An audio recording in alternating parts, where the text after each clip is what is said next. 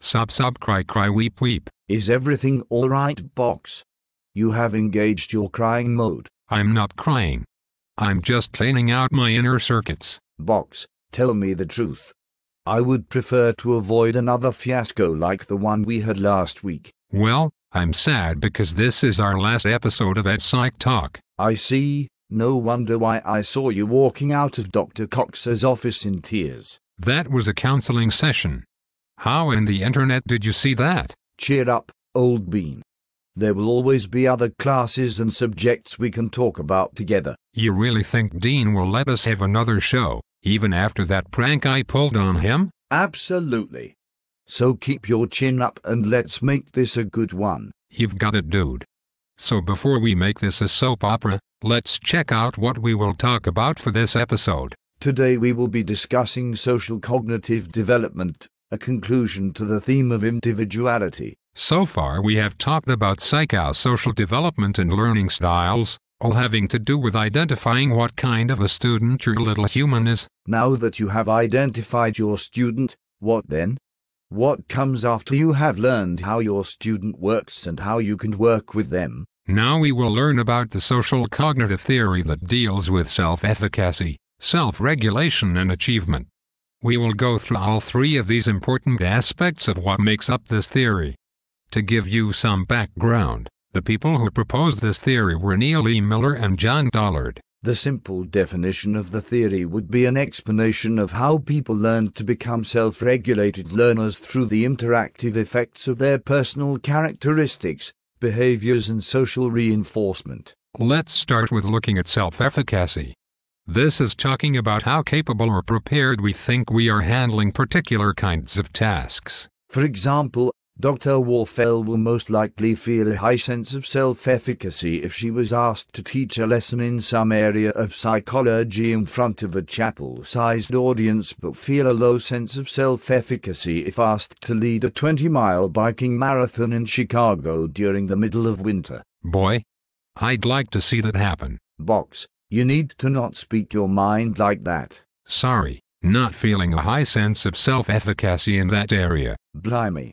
Let's just move on. The next part of this theory is self-regulation, which is the ability to adapt to modal behavior regardless of changes internal or external. These types of changes can be a low level of interest in the topic or negative reactions of others. Keep in mind that self-regulation is possible only in an environment that allows students to make choices of their own. With both of those 2 points in mind, we move on to the last aspect of the social cognitive theory, which is achievement, the result of self-efficacy and self-regulation. To clarify, the achievement here is when the observer, the student, strongly identifies with the model of the 2 points we have gone over. The results of students modeling these behaviors are improved mathematical problem-solving skills and enhanced writing skills. If someone could put this into an equation, it would be self-efficacy plus self-regulation equals achievement. To put it very lightly, yes, that would be correct, Box. Sweet.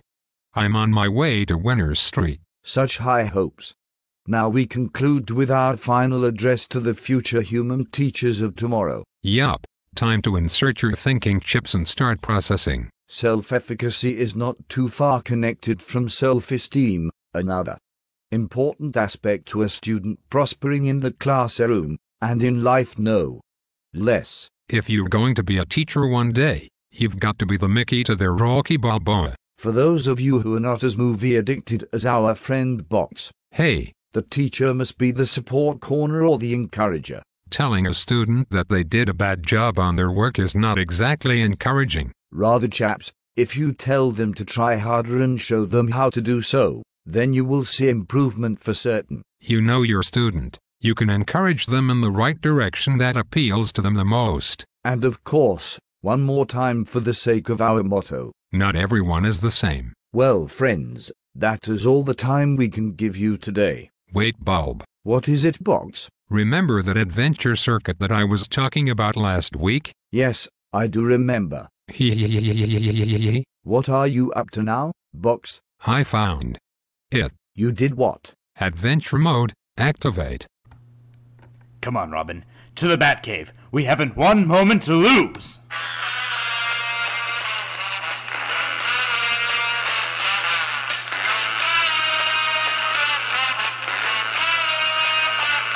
I knew you had it in you, buddy. I will pay you back for that box. Thank you for your attention, everyone.